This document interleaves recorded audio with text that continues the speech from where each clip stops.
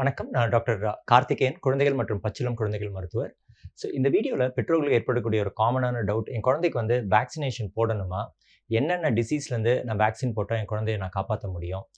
அந்த மாரி நெறைய பெற்றோர்கள் என்கிட்ட கேட்குறாங்க. இது வந்து கண்டிப்பா போடணுமா? இது வந்து எதனால நான் போட்டுக்கணும் என் குழந்தைக்கு? அது மாரி ஒவ்வொரு வாட்டியும் போடும்போது அவங்களுக்கு வலிக்கும், ஃபீவர் வருது. இதெல்லாம் வந்து அவசியமா? அப்படின்னு சொல்லி கேட்குறாங்க. அத பத்தின எக்ஸ்ப்ளனேஷன் தான் இந்த வீடியோல.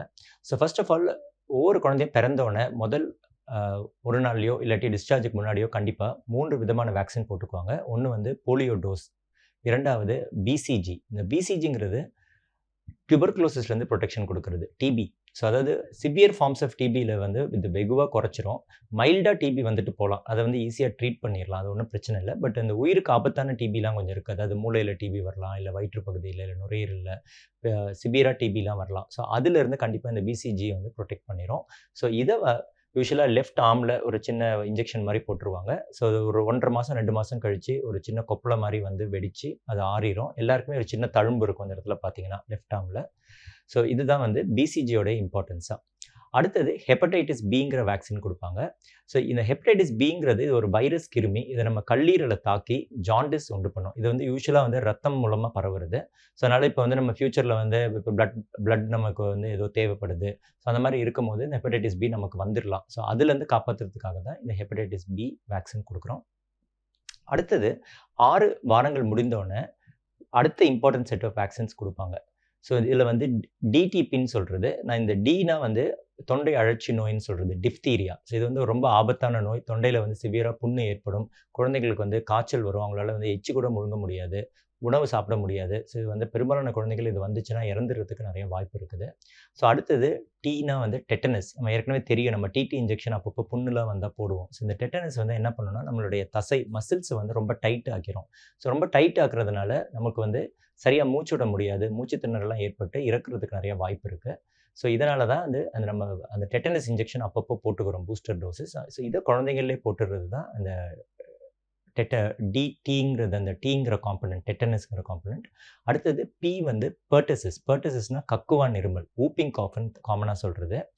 இதுவும் பார்த்தீங்கன்னா, ஒரு சிவியரான இன்ஃபெக்ஷன் நம்ம தொண்டை பகுதியில தான் வரும். குழந்தைகளுக்கு பயங்கரமா இருமல் இருக்கும். ரொம்ப வந்து அதிகமா இருமல் எடுத்துக்கிட்டே இருப்பாங்க. மூச்சு திணறல்லாம் ஏற்படுறதுக்கு நெறைய வாய்ப்பு இருக்கு. சரியா சாப்பிட முடியாது. இறப்பதற்கும் நெறைய வாய்ப்பு இருக்கு. அதிலிருந்து புரொடெக்ஷனுக்காக தான் இந்த டிடிபி இன்ஜெக்ஷன். இதே தவிர்த்து ஹிப்ன்னு ஒரு இன்ஜெக்ஷன். அதாவது இன்ஃப்ளூயன்ஸா பி. இது வந்து ஒரு பாக்டீரியா கிருமி. இந்த கிருமினால நம்மளுடைய நுரையீரல், மூளை அதெல்லாம் பாதிப்பு ஏற்படலாம். சில குழந்தைங்களுக்கு காதுல சிவியரா இன்ஃபெக்ஷன்லாம் வரலாம். இதிலிருந்து காப்பாத்துறதுக்காக தான் இந்த ஹெச்ஐபி வேக்சின் போடுறாங்க. அடுத்தது அந்த ஏற்கனவே நான் சொன்ன அந்த ஹெப்படைட்டிஸ் பி இங்க ஒரு வாட்டி ரிப்பீட் பண்ணுவோம். அப்புறம் ஐபிவி இன்ஜெக்டபிள் போலியோ வேக்சின். நம்ம ஏற்கனவே உங்களுக்கு தெரியும். நம்ம போலியோ ட்ராப்ஸ் ரொம்ப நாளா குடுத்துட்டு இருக்கோம். இது வந்து போலியோ வந்து ஒரு கொடிய நோய். இத ஏற்படுறதுனால கால்லாம் வந்து சரியா ஃபங்ஷன் ஆகாது. பேரலைஸ் ஆயிரும். குழந்தைங்களால சரியா நடக்க முடியாது. இந்த மாரி நெறைய பிரச்சனைகள் இருக்குது. முன்னாடிலாம் இதுக்கு வந்து ஓரல் போலியோ ட்ராப்ஸ் குடுத்துட்டு இருந்தாங்க. இந்த போலியோ ட்ராப்ஸ்ல என்ன ப்ராப்ளம்னா, இதுல வந்து லைவ் வைரஸ் அதாவது அந்த உயிருள்ள வைரஸ் கிருமிய கொஞ்சோண்டு நம்ம வாய்க்குள்ள செலுத்துறோம். அது வந்து நம்ம உடம்புக்குள்ள போயிட்டு நம்மளுடைய இம்யூனிட்டிய வந்து தூண்டும். அதுலேருந்து புரொடெக்ஷன் கிடைக்கும். பட் இதில என்ன ஒரு ரிஸ்க் இருக்குன்னா, ஒரு ஒரு ஸ்மால் நம்பர் ஆஃப் சில்ட்ரன்ல இது லைவ் வைரஸ்னால, உயிருள்ள கிருமினால இதே வந்து போலியோ அட்டாக் காஸ் பண்ணிரும். அந்த பிரச்சனை இருக்குது. அத அவாய்ட் பண்றதுக்கு இப்ப என்ன பண்றாங்கன்னா, கில்டு வேக்சின் குடுக்குறாங்க. அத தான் வந்து ஐபிவின்னு சொல்றது. இந்த கில்டு வேக்சின் போடுறதுனால உங்களுக்கு போலியோ கம்ப்ளீட்டாவே எராடிகேட் பண்ணிரலாம். இப்ப நீங்க மேலை நாடுகள்லாம் பார்த்தீங்கன்னா, யூரோப்பியன் கண்ட்ரீஸ், நார்த் அமெரிக்காலாம் வந்து கம்ப்ளீட்டா போலியோ ட்ராப்ஸே அவங்க குடுக்குறதில்ல. எல்லாமே இன்ஜெக்டபிள் போலியோ வேக்சின் தான். இந்தியன் கவர்ன்மென்ட்டும் கொஞ்சம் கொஞ்சமா எவென்ச்சுவலி இன்ஜெக்டபிள் போலியோ குடுக்க ஆரம்பிச்சுட்டு தான் இருக்காங்க. ஒரு ஸ்டேஜ்ல கம்ப்ளீட்டா ஓரல் போலியோ ட்ராப்ஸ நிப்பாட்டிட்டு இன்ஜெக்டபிள் போலியோ வேக்சின் குடுக்க ஆரம்பிச்சுருவாங்க. ஸோ இந்த அ இந்த 6 மருந்துங்க அதாவது D, T, P, hepatitis B, IPV இந்த 6 மருந்தும் சேர்த்து ஒரே இன்ஜெக்ஷனா அவைலபிளா இருக்குது. இத வந்து உங்க குழந்தைகளுக்கு கண்டிப்பா போட்டுறது நல்லது. இது முடிச்சுட்டு 10வது வாரத்திலயும், 14வது வாரத்திலயும் நான் ஏற்கனவே சொன்ன 6வது வாரத்தில குடுத்த அதே வேக்சின் ரிப்பீட் பண்ணுவோம். ஸோ அந்த DTP, hepatitis B and IPV. இந்த 6 வாரம், 10 வாரம், 14வது வாரம் இது ரொம்ப ரொம்ப கம்பல்சரி வேக்சின். நெறைய டிசீஸ்லேருந்து அதாவது உயிர்கொல்லி நோய்கள்லேருந்து உங்க குழந்தைகள காப்பாத்தும். கண்டிப்பா போட்டுக்கங்க. அடுத்தது 6வது மாசத்துல ஃப்ளூ வேக்சின். இந்த ஃப்ளூங்கிறது வந்து இன்ஃப்ளூயன்ஸா அதாவது பன்றிக் காய்ச்சல். இது வந்து நம்மளுடைய நுரையீரல் அதை வந்து பாதிக்கும். ஸோ இது குழந்தைகளுக்கும் சரி, பெரியவர்களுக்கும் சரி வருஷத்துக்கு ஒரு வாட்டி போட்டுக்கிறது நல்லது. எஸ்பெஷலி உங்கள் குழந்தைக்கு வந்து வேற ஏதாவது இணை நோய்கள் இருந்ததுன்னா, இப்போ ஆஸ்மா, வீசிங் நிறையா வந்து இன்ஃபெக்ஷன் வருது. அ அ இல்லாட்டினா வந்து ஏதாவது இருதய நோய் இருக்கு உங்க குழந்தைக்கு. அந்த மாரிலாம் இருந்தா இத வந்து கண்டிப்பா போட்டுக்கிறது நல்லது. ஸோ இத முடிச்சவுடன் டைஃபாய்டு இன்ஜெக்ஷன். ஏற்கனவே உங்களுக்கு தெரியும். டைஃபாய்டு நோய் வந்து நம்மளுடைய சாப்பிடுற உணவு மூலமா பரவக்கூடியது, தண்ணி மூலமா பரவக்கூடியது. ஸோ ரொம்ப ஈஸியா இப்போ ஸ்கூல்லலாம் உங்க குழந்தைகள் வந்து வேற தண்ணி குடிக்கிறாங்க, வேற இடத்துல சாப்பிடுறாங்கன்னா, டக்குனு இது வந்து பரவிரும். ஸோ இதனால வந்து குடல் புண்ணு ஏற்படும், நெறைய காய்ச்சல், உடல் உபாதைகள், வாந்தி, லூஸ் மோஷன் அதெல்லாம் வரும். ஸோ இதுலேருந்து காப்பாத்துறதுக்காக டைஃபாய்டு வேக்சின் போட்டுக்கிறது. ஸோ அது முடிச்சோனே ரொம்ப முக்கியமான வேக்சின் 9வது மாசத்துல போடுறது எம்எம்ஆர் வேக்சின். ஸோ எம்எம்ஆர்ங்கிறது மீசில்ஸ், அடுத்த எம் வந்து மம்ப்ஸ், அந்த ஆர் வந்து ருபெல்லா. ஸோ மீசில்ஸ்னா வந்து தட்டம்மை.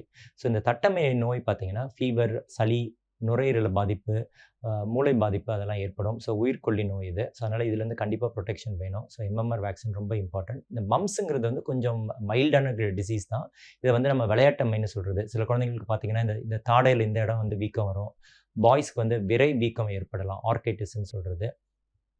ஸோ அந்த ஆர் வந்து ருபெல்லா. ருபெல்லாங்கிறது வந்து அ ஜெர்மன் மீசில்ஸ்ன்னு சொல்றது. ஸோ இது வந்து ஒரு மைல்டு ஃபார்ம் தான் குழந்தைகள்ல வரும்போது. பட் இதில என்ன பிரச்சனை வரும்னா, ஜெர்மன் மீசில்ஸ்ல பெண் குழந்தைகள் வந்து ஃபியூச்சர்ல அவங்க பிரெக்னன்ட்டா இருக்கும்போது, இது ஃபர்ஸ்ட் டைம் அவங்களுக்கு வருதுன்னா, அவங்களுக்கு வளர்ற குழந்தை பாதிப்பு ஏற்படும். ஸோ அந்த குழந்தைகளுக்கு வந்து நெறைய பிரச்சனைகள், காது கேட்காம போறது, கண் தெரியாம போறது, மூளை வளர்ச்சி கம்மியா இருக்கிறது. ஸோ இந்த மாரி நெறைய பாதிப்புகள் ஏற்படும். ஸோ அதனால இப்ப இருந்தே பெண் குழந்தைகளுக்கு வந்து அந்த வேக்சின் போட்டா தான், அந்த ருபெல்லா இன்ஃபெக்ஷன் வராம பார்த்துக்கலாம்.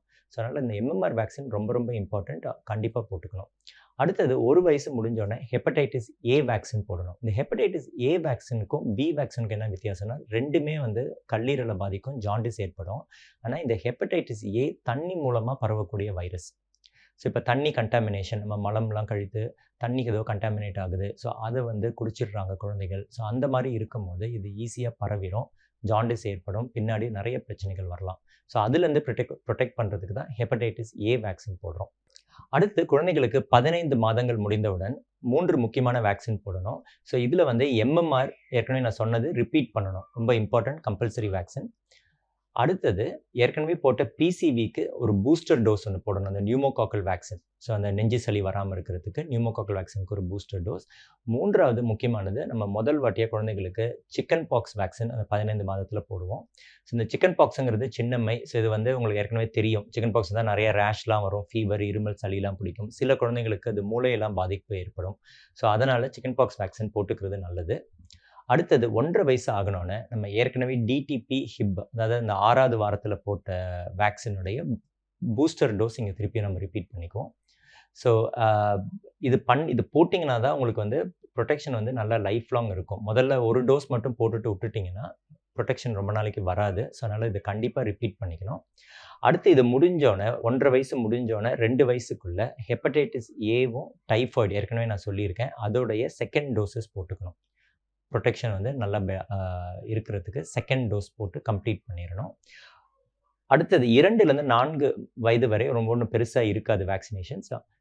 4 வயது முடிந்தவுடன் திருப்பியும் வந்து இந்த டிடிபி நான் ஏற்கனவே சொன்னேன். டிடிபி வேக்சினுடைய 2ண்ட் பூஸ்டர் போட்டுக்கணும். ஸோ அப்பதான் வந்து உங்களுக்கு அது லைஃப் லாங் இம்யூனிட்டி கிடைக்கும். அதை தவிர்த்து எம்எம்ஆர் உடைய 2ண்ட் டோஸும், சிக்கன் பாக்ஸ் அதாவது வாரிசில்லான்னு சொல்றது, சின்னம்மை அதோடைய 2ண்ட் டோஸும் போட்டுக்கணும். ஸோ இது நீங்க கம்ப்ளீட் பண்ணிட்டீங்கன்னா, உங்களுக்கு ஆல்மோஸ்ட் எல்லா வேக்சின்ஸுமே கவர் ஆயிரும். ஸோ பொதுவா பார்த்தீங்கன்னா, நெறைய பெற்றோர்களுக்கு வர டவுட் வந்து இவ்ளோ வேக்சின்ஸ் ஏன் போடுறோம் நம்ம? அப்படின்னு சொல்லி கேட்பாங்க. ஸோ இது இவ்ளோ வேக்சின்ஸ் ஏன் போடுறோம்னா, நம்மளுடைய கண்ட்ரியில நெறைய இந்த இன்ஃபெக்ஷியஸ் டிசீஸ் இருக்குது. ஸோ இப்போ ஒரு வெஸ்டர்ன் கண்ட்ரிய கம்பேர் பண்ணும்போது, வெஸ்டர்ன் கண்ட்ரீஸ்ல இதோட கம்மியா தான் வேக்சின் போடுவாங்க. ஏன்னா, அவங்களுக்கு வந்து அந்த இன்ஃபெக்ஷியஸ் டிசீஸ் வந்து கம்மி. அவங்களுடைய கிளென்லினஸ், அவங்களுடைய சுத்தம் வந்து அதிகமா இருக்கிறதுனால, சுகாதாரம், பப்ளிக் ஹெல்த் மெஷர்ஸ் பெட்டரா இருக்கிறதுனால, அவங்களுக்கு இன்ஃபெக்ஷன் வர்றது கம்மி. வேறஸ் நம்ம கண்ட்ரில அந்த மாரி கிடையாது. ஸோ அதனால வந்து நம்ம வந்து அதிகமான வேக்சின்ஸ் தான் போட வேண்டி இருக்குது. அப்பதான் நம்மளுடைய குழந்தைகள நல்லா பாதுகாக்கலாம். ஸோ இதை தவிர்த்து உங்களுக்கு வேற ஏதாவது டவுட்ஸ் இருந்ததுன்னா, கீழ கமெண்ட் செக்ஷன்ல போஸ்ட் பண்ணுங்க. நாங்க ஆன்ஸர் பண்றோம். இந்த வீடியோ வந்து பிடிச்சதுன்னா லைக் பண்ணுங்க, ஷேர் பண்ணுங்க. எங்க சேனலுக்கு சப்ஸ்கிரைப் பண்ணுங்க. இந்த மாரி நெறைய ஹெல்த் ரிலேட்டட் வீடியோஸ் போட்டுட்டு இருப்போம். நன்றி, வணக்கம்மா.